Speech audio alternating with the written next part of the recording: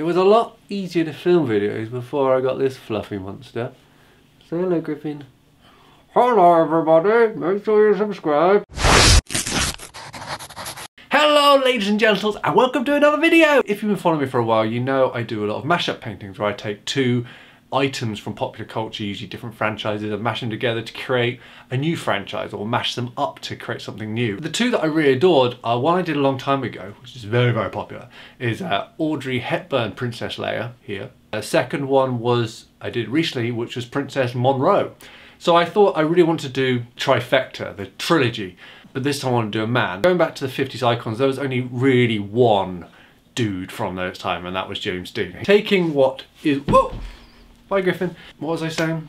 Taking James Dean, who was just so cool, so suave, and there is no denying that Harrison Ford, and especially Han Solo, has a lot of the James Dean in him. So mashing those two suave bastards up is going to create one hell of a charming guy. And that's what I did. Bing! There's the painting. I thought I'd show you the painting before I show you the video, because sometimes when I record these intros, I haven't actually done the painting. This time I've done the painting, and here it is. James Dean Solo, I think I called him.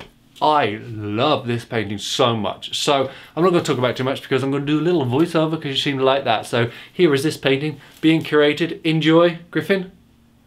Griffin says enjoy, but he's a bit camera shy. Bye! Subscribe! And here we go. As you can see, I've doodled out James, Han, Solo, James Dean Solo. I've used Han Solo's body from a reference photograph, then put James Dean's head on it.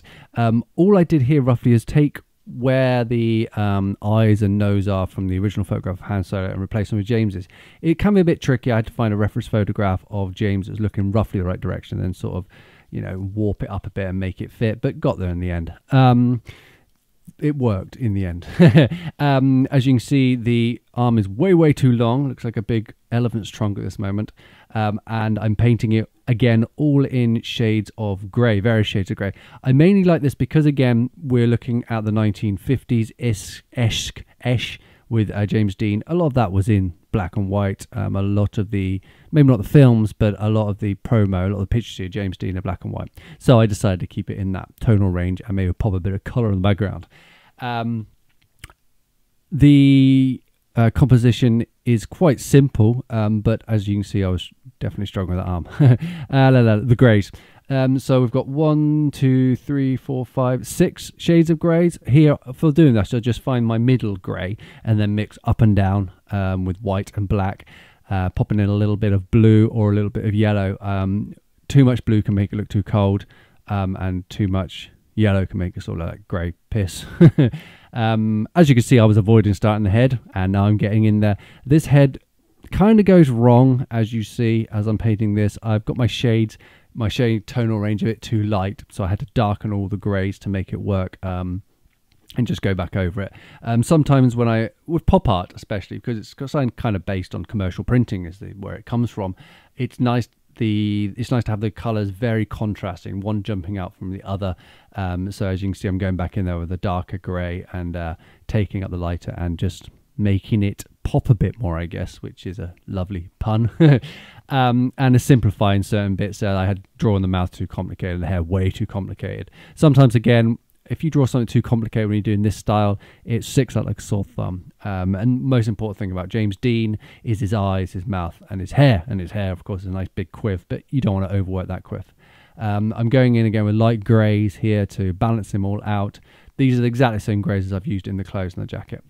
Now the background. The background is tricky. If you look at the other paintings I've done in this series, I've referenced usually a movie or something. So with the Breakfast at Tiffany's one, I used a Breakfast at Tiffany's poster in the background with or poster style.